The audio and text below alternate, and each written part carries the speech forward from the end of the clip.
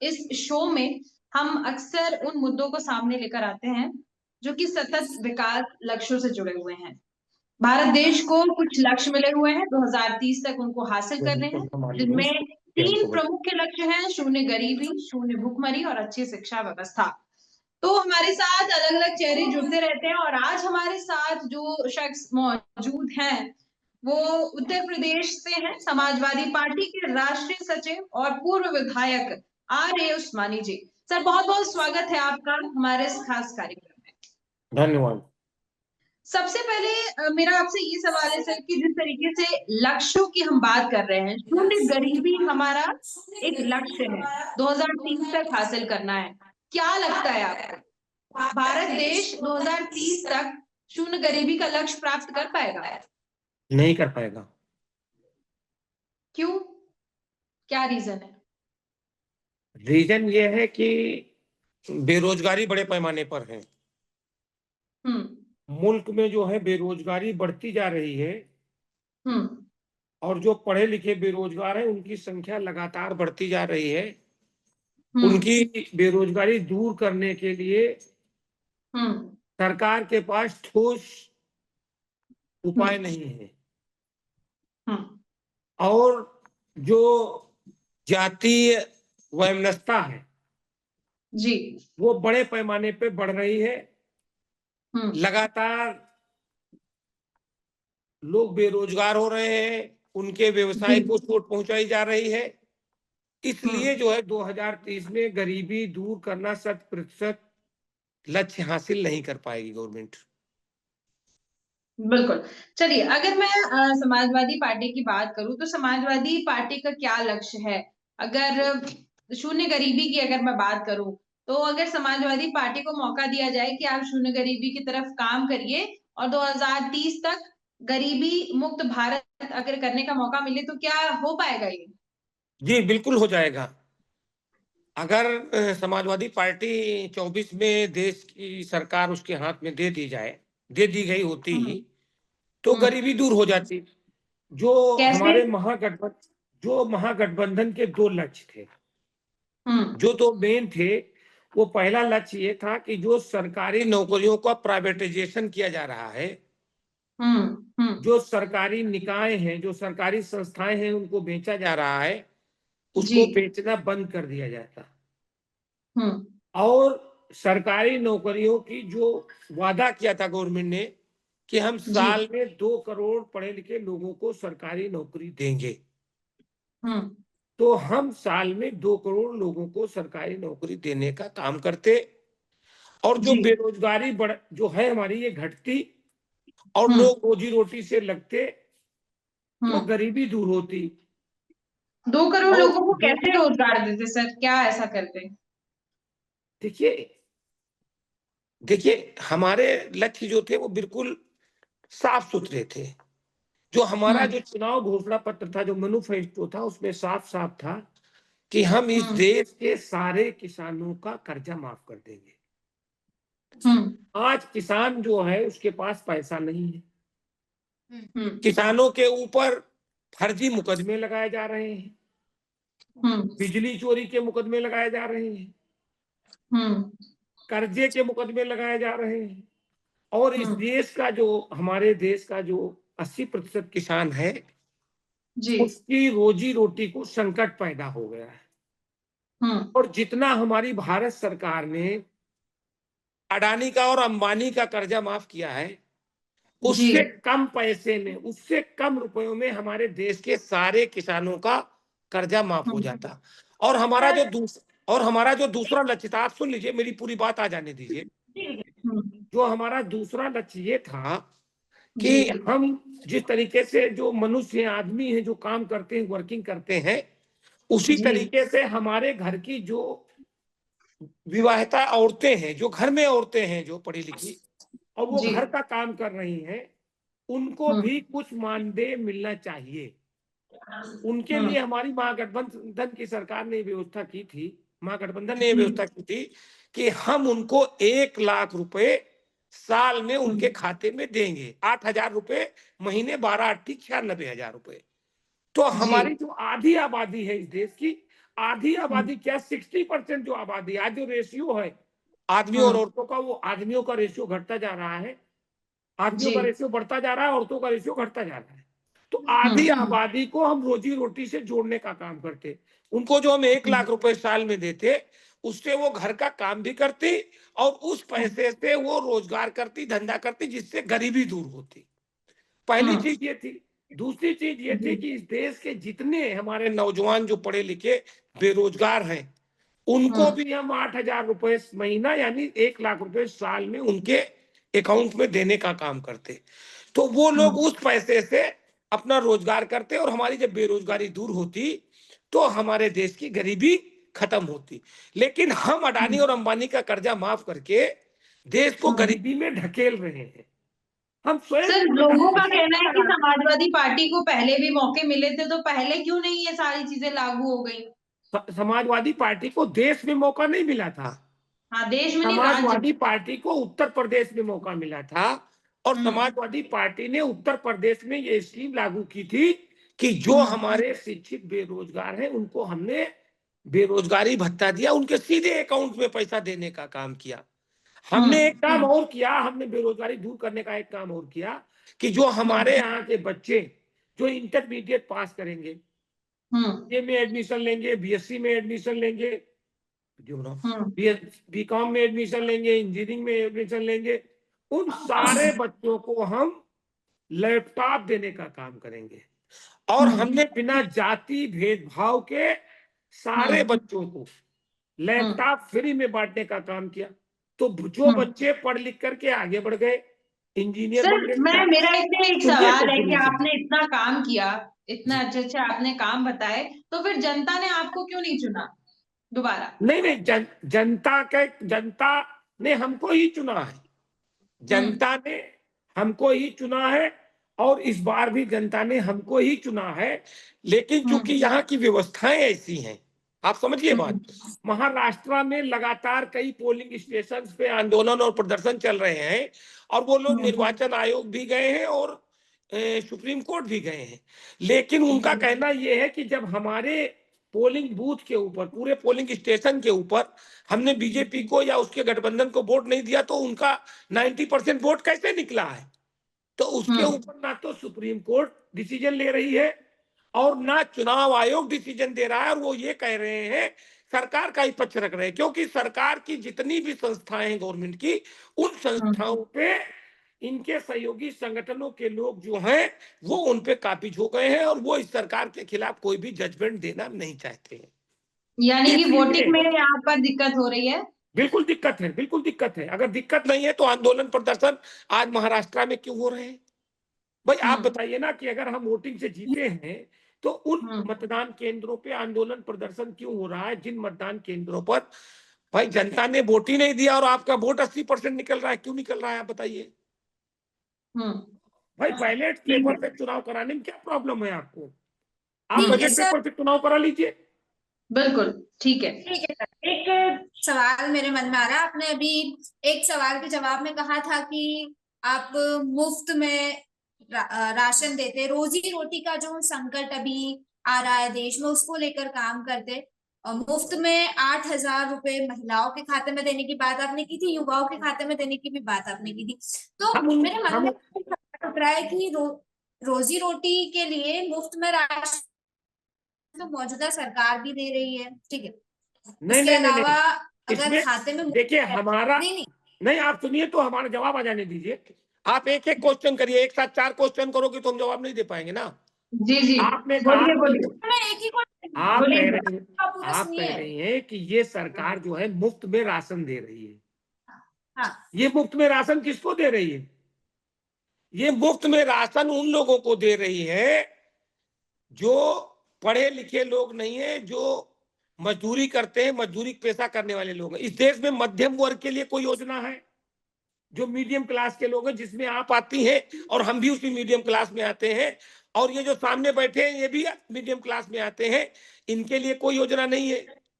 तो जब यही लोग पढ़े लिखे लोग जो हैं ये बैकफुट पे हैं, इनको ना तो कोई सुविधाएं मिल रही हैं, ना तो इनको कन्या विद्याधन मिल रहा है, ना इनको बेरोजगारी भत्ता मिलेगा, ना इनको इनका कर्जा माफ किया जाएगा, ना इनको कोई सुविधाएं दी जाएंगी, क्योंकि ये मीडियम क्लास के हैं, इनके पास इनके घर में रहने के लिए घर है, इनके पास एसी लगी हुई है, इनके पास मोबाइल है, इसलिए हम इनको ये योजनाएं नहीं देंगे। तो हम बेसिकली काम ही नहीं कर रहे हैं। जो इस देश के विकास के लिए, जो लोग इस देश को आगे ले जाना चाहते हैं, जिनके कंधों के ऊपर इस देश को आगे ले जाने का भार है, उनको हम सुख सुविधाएं नहीं दे पा रहे हैं, उनको हम वो सुरक्षा नहीं दे पा रहे हैं, उनको हम रोजगार की गारंटी नहीं दे पा रहे हैं। आज इस देश में पढ़े लिखे लोग जो बेरोजगार हैं, जो ग्रेजुएट किए हुए हैं, जो इंटरमीडिएट पास है, जो पोस्ट ग्रेजुएट किए हुए हैं, उनके लिए कोई योजना है सरकार के पास? कोई योजना नहीं है। प्राइवेटाइजेशन किया जा रहा है, सरकारी नौकरियों को, संस्थाओं को तो जो क्या समाजवादी पार्टी मीडियम क्लास के लिए कोई योजना सोच के रखी है कि आने वाले समय में लाएगी? वही पूरी योजना है हमारी। तो हमारी क्लियर स्थिति स्पष्ट है, हम कोई भेदभाव नहीं करते हैं। हमारी सरकार ने कन्या विद्या धन बांटा, आप भी महिला हैं, आप भी बच्ची हैं, लेडीज हैं। हमारी सरकार ने इंटर पास जितनी भी लड़कियां थी, किसी जात ब्राह्मण की, ब्राह्मण, बनिया, ठाकुर, अनुसूचित जात, जनजात, मुस्लिम, सारी जात के लड़कियों को 30,000 रुपए कन्या विद्याधन दिया। किस लिए दिया 30,000 रुपए कन्या विद्याधन? इसलिए दिया कि इंटर जब बच्ची पास करती है तो लगभग 17-18 साल की हो जाती है, तो वो अपना वो पैसा आगे की पढ़ाई में यूज करे। अगर कोई छोटी मोटी दुकान या कोई बिजनेस या कोई धंधा करना चाहे उसमें खर्च करे। वो लोग देश के विकास के लिए बने। आज हम देखते हैं, जब हम क्षेत्र में जाते हैं, गांव में जाते हैं, तो बहुत जगह जो है ये केंद्र खुले हुए हैं, जन सुविधा केंद्र, और उन जन सुविधा केंद्रों के मालिक का पता लगाया तो पता लगा कि अखिलेश सरकार में, मुलायम सरकार में, इन्होंने निवास तमाम लोगों को ये वहां पे बैठ के सुविधाएं दे रहे हैं और इनको अच्छी अर्निंग भी हो रही है। तो ऐसी कोई योजना तो तुम्हारे पास नहीं है ना। गरीबी दूर करने की तुम्हारे पास कोई योजना नहीं। तुम्हारे पास तो अडानी का कर्जा माफ करने की योजना है, अंबानी का कर्जा माफ करने की योजना है। दूसरी योजना यह है कि मस्जिदों के नीचे मंदिर ढूंढने की योजना है। आज उत्तर प्रदेश में बड़े पैमाने पर मस्जिदों के नीचे मंदिर ढूंढे जा रहे हैं, रोजगार के साधन नहीं ढूंढे जा रहे हैं। देश को दंगा फसाद में झोंकने का काम किया जा रहा है। मेरा मानना यह है कि मेरा ये सवाल है कि अगर मान लीजिए कोई एक पर्टिकुलर पार्टी जो है वो लोगों को उनकी, जैसे मान लीजिए लोगों को क्या चाहिए, लोगों को विकास चाहिए, लेकिन अब पॉलिटिकल पार्टी क्या कर रही है कि उनको भटका रही है।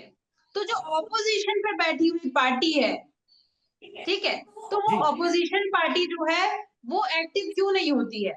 वो लोगों को क्यों नहीं समझाती है? ऑपोजिशन पार्टी भी तो चुप बैठी रहती है सर। अपोजिशन पार्टी एक्टिव है, आपको दिखाई नहीं पड़ रहा है। हम क्या कर सकते हैं? हमारी नहीं, मीडिया एक्टिव होती, अगर मान लीजिए एक्टिव होती तो आज ये स्थिति नहीं होती। आप सुनिए, तो आप सुन ही नहीं रहे हो, होती ना। आप सुन ही नहीं रहे हो। मैं बता रहा हूँ ना, मेरा जवाब तो सुनिए ना, आप मेरा जवाब सुनिए ना।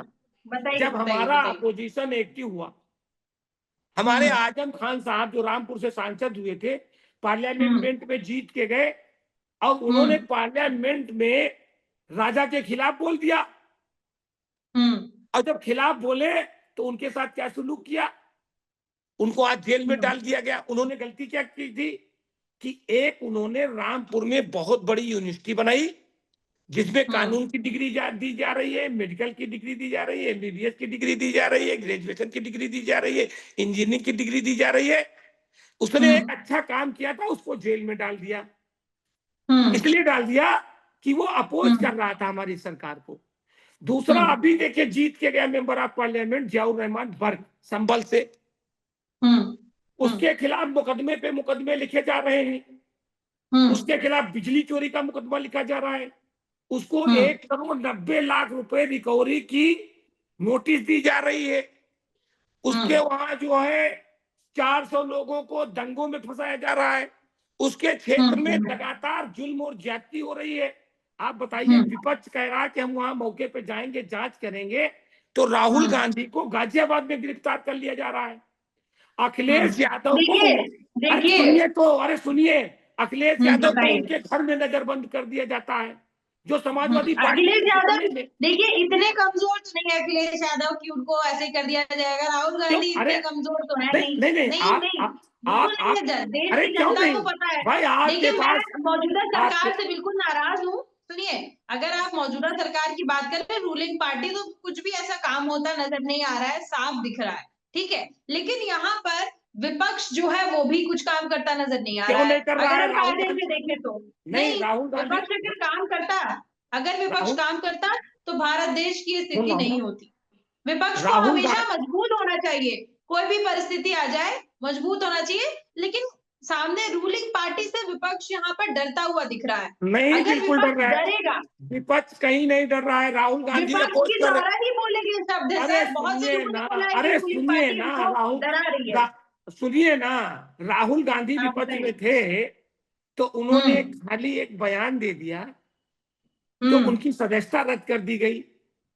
देखिए, आज सर राहुल गांधी आज की डेट में अच्छे लीडर माने नहीं जा नहीं, रहे हैं, क्योंकि उनकी उन्होंने सदस्यता, लोगों अच्छा, को समझ में आया तो कि उनकी राहुल सदस्यता गांधी क्यों अच्छे नहीं हैं। नहीं नहीं नहीं, तो उनकी सदस्यता पिछली लोकसभा में क्यों रद्द की गई थी? देखिए, उनकी सदस्यता इसीलिए स्ट्रगलिंग, रद्द की गई, नहीं नहीं, उन्होंने इसीलिए बोला, रद्द की गई थी ना, उन्होंने इसीलिए रद्द। उन्होंने अपनी बात रखी, उनकी सदस्यता रद्द हुई, ठीक है। आगे उनका जो भी स्ट्रगलिंग फेज था, लेकिन आज जब राहुल गांधी कुछ बोलते हैं तो लोग उनको सुनते हैं। एटलीस्ट आज उन्होंने भी आवाज सुनिए उठाई। तो, मेरा मानना आज है कि पार्टी के हर एक लीडर को, हर एक कार्यकर्ता को आज भी या उनको, पार्टी से जुड़े हर लोगों को बोलना आज, चाहिए। आज भी विपक्ष के नेताओं को जेल से हम्म डराया जा रहा है, ईडी से डराया जा रहा है, आईटी से डराया जा रहा है, धमकाया जा रहा है, गुंडे बदमाश हम्म डरा धमका रहे हैं, जान से मारने की धमकी दे रहे हैं। डरना क्यों और है सर? डरना कम क्यों से है? अगर कम आप पॉलिटिकल पार्टी से देश की सेवा के लिए जुड़े हुए हैं तो डरना क्यों है? पुलिस कस्टडी में पॉलिटिशियन की हत्याएं की जा रही हैं।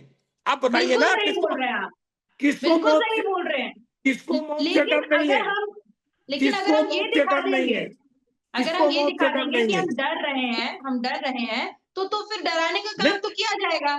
ये बात कौन डर रहा है कौन नहीं डर रहा है, ये तो बात की बात है। लेकिन हाँ, क्या सरकार में बैठे लोगों को लोकतांत्रिक व्यवस्थाएं, लोकतंत्र मालूम है, या लोकतंत्र को खत्म कर देना चाहते हैं, या इमरजेंसी लागू बिल्कुल, कर देना चाहते हैं? देखिए, बिल्कुल सही बोल रहे हैं आप, अगर बिल्कुल सही देखिए, बोल रहे हैं। आप तो बिल्कुल समझ वो लीजिए, परिस्थिति नहीं आए आप सामने। आप विपक्ष को डरा लीजिए, आप विपक्ष हम्म को धमका लीजिए, आप विपक्ष को हम्म पुलिस कस्टडी में मरवा दीजिए, आप विपक्ष के हम्म खिलाफ मुकदमे कायम करा दीजिए, लेकिन आपको हम्म श्रीलंका, बांग्लादेश और तमाम ऐसे देश हैं जहां पे तानाशाहों के खिलाफ आंदोलन हम्म हुआ है, उनको सत्ता से उखाड़ के फेंक दिया गया है। बिल्कुल, आज बिल्कुल। आज बांग्लादेश समय की है, प्रेस समय का आज है, समय आज सबका आता है। बांग्लादेश की प्रेसिडेंट जो है वो हम्म वो हिंदुस्तान में गाजियाबाद में शरण लिए हुए हैं। इसको भी नहीं हम्म भूलना चाहिए बिल्कुल, कि बिल्कुल जनता सर, कब बिल्कुल। रोडों पे देखिए, उतरेगी और कब उत्तर आपके प्रदेश की मैं जुल्म यहाँ पर जाति बात के करना खिलाफ खड़ी चाहूंगी। होगी, ये आपको नहीं मालूम हो पाएगा कि कब खड़ी हो गई आपके खिलाफ। देखिए, मैं उत्तर प्रदेश की यहाँ पर बात करना चाहूंगी शिक्षा को लेकर आपसे। मौजूदा हालात शिक्षा की जानना चाहूंगी कि क्या अभी हालात बने हुए बहुत खराब स्थिति है हालात शिक्षा की। हैं? एजुकेशन के नाम पे सरकार के पास कोई पैसा नहीं है।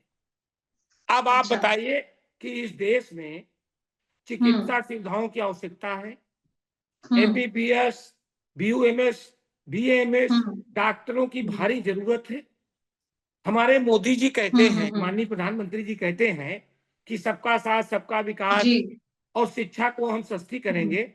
लेकिन जो हम्म एजुकेशन हमारी सरकार में 10-12 लाख रुपए में एमबीबीएस की डिग्री मिलती थी, उसकी हम्म फीस बढ़ा करके इस सरकार ने 1 करोड़ हम्म रुपया कर दिया है।